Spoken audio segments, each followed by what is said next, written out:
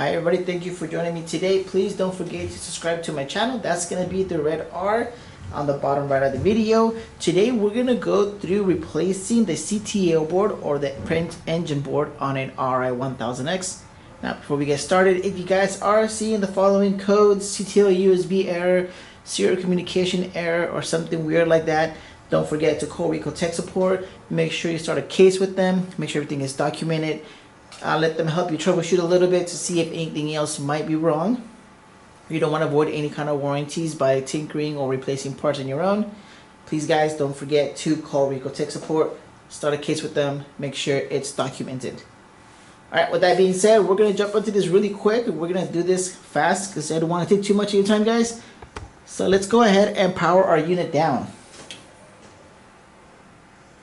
Okay, once you power it down, you're going to hold that for about 3 seconds. You're going to get this prompt to shut down. You're going to press shut down 2 times. Once the screen is off and that blue light stops blinking, we're going to go towards the back of the unit and we're going to turn it off. For this, you're also going to need a Phillips head screwdriver. Okay, so that's off. I'm going to go ahead and turn the back of the unit off as well. Open up the lid. And I'm going to place my camera over here towards the left side of the unit by the ink supplies. And we're going to start removing this top cover. You're going to have a total of 4 screws. 1, 2, 3, and 4. And we're just going to take those off. Make sure you guys put your screws in a nice safe place. You don't want to lose them.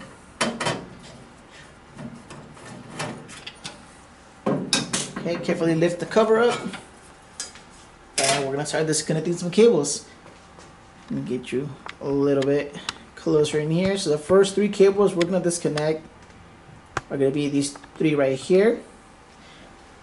We're going to grab these cables nice and tight. We're going to shift left to right and pull towards us to release that one. And then the next one.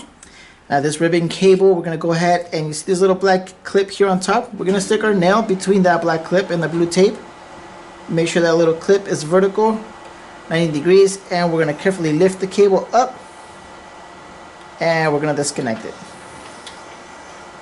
Okay. If you see this cable, there's some little clips right here, little butterfly wings I like to call them.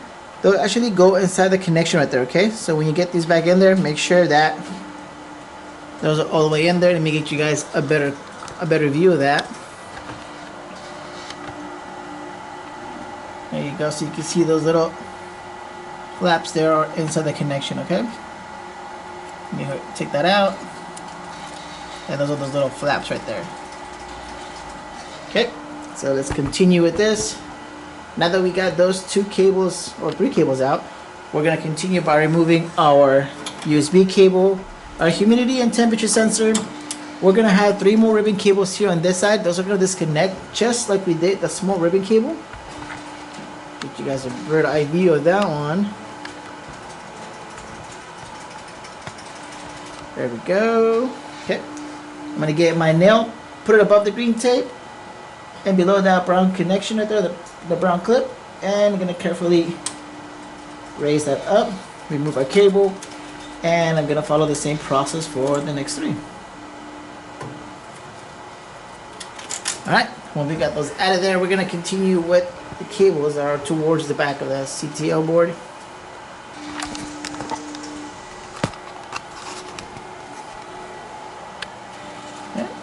So now to remove these cables, same as the other ones, you want to go ahead and make sure you grab those cables nice and tight, okay? So pull them out of there from under the board. You want to grab those cables nice and tight and you want to shift left to right and towards the back of the machine to disconnect that one. Now this one here is a little tricky, so what you want to do is you want to get a small flathead screwdriver, or you can use your nail. You want to get it between this little brown piece right here, or these little, I don't know, flaps we like to call them, or the connection right here. Get your nail in between those, and we're going to use our nail like a little wedge to push that towards the back. You can see that's coming off. Once we got it kind of loose, you can grab the cables and disconnect that. Same thing with this one right here. Might be a little hard to see, but we're going to do the same process. And we're going to get our nails, or you can grab the cables here, make sure that's nice and tight, pull that out. Last but not least, we're gonna get these cables here towards the left side of the unit. Same process, grab those nice and tight, shift left to right, pull those out. Okay. Now to get the actual board out, we're gonna have 6 screws. It's 1, 2, 3, 4, 5, and 6. So 2 on the top, 2 in the middle, 2 in the bottom. Okay. Let's go ahead and get those screws out of there. Now remember, you guys, this board here, if you need to replace it, it might be for the following errors. It's going to be a CTL USB error. You're going to have a serial communication error, or you might even have a high temperature error, which I believe is error code 984, if I'm not mistaken. Might be wrong on that one, but I think that's what that code is. Okay. We got those screws out of there. We're going to lift this board up and then towards the back of the machine. Make sure it's not grabbing any cables, and that's out. Okay, now to place the new board back in, something that we're going to keep an eye out on, it's going to be, the new board is going to sit on these little posts right here. So you see one post right there, and there's another little post right over here. Right there. Okay? So when we put this board in, make sure you're not taking away any cables. So when this board goes in, the heatsink, or the part that cools the board down, goes facing down and towards the left side of the machine. Gonna slide this back in there. I'm gonna make sure none of my cables are hiding or tucked underneath my board. Make sure those are all out. Okay. They seem to be all out. Okay. Next, we're gonna go ahead and put our screws back in. We're gonna stop with the top left, and we're not gonna screw it in all the way. We're just gonna put it there nice and loose. Okay, so that's one, and then this one over here will be the bottom right. 2, bottom left. 3, top right. 4, and the center ones, which is 5 and 6. Okay, once you got the screws in there nice and loose, we're gonna check our cables, make sure none of those are being pinched. They all should feel nice and loose. We can move around, make sure these 3 are sticking out here and not underneath the board. Then we can go ahead and retighten these, starting from the top left. So just give it a nice little tie. You don't want to tighten these too hard. Once you feel a little bit of tension, just do a quarter turn, and that should be enough torque to keep that in there. So once you feel a little bit of tension, quarter turn more, and that should be enough to keep that in place. Alright, so now we're going to reconnect everything in reverse. First one is going to be top left here. This is going to be cable CN135. So we connect that one. Now these are all one-way connection, guys. If it doesn't go in this way, flip it around and push it in. Next is going to be CN130. Sure that's all the way in. Perfect. Oh, mentioning about cables tucking in. You see I only have one cable here, but I need 2 cables that go here. So it looks like the other one got underneath the board. Okay, so no worries. Let's go ahead and take out these screws again.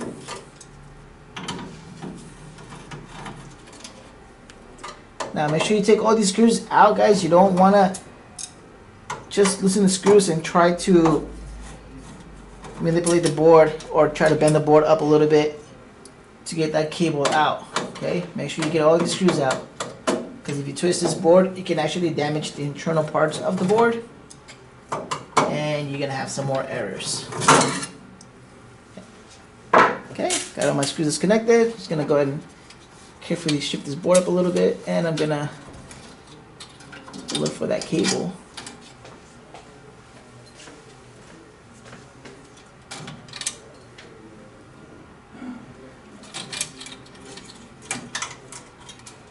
And there it is. All right, now I got all my cables. Okay, now that I got my cables, again, we're gonna start putting the screws back into place. Once again, I'm gonna do top left, bottom right, bottom left, top right, and the 2 center screws. They're not torqued all the way down yet. Once I got them in there, I'm just gonna go ahead and tighten these down. Okay, double check again, make sure that my cables are not underneath the board again.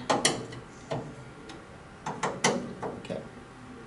Alright, we got those in there. We're going to continue connecting these cables. The next one is going to be, see if we can get you guys a better view of that board over there. There we go. Okay. So next one is going to be CN 137. That's going to go back here on this large black connector right in there. Okay, my next connection is going to be CN132. That's going to go onto the other long or large connector. So 1 and 2. Next one is going to be CN136. That's my multi-cable. That has a lot of cables to it with that white connector. That's going to go into the beige one.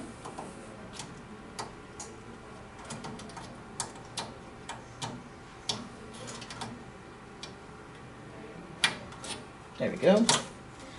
We're going to get our small purple cable here, which is going to go into this little single black connector next to that little screw.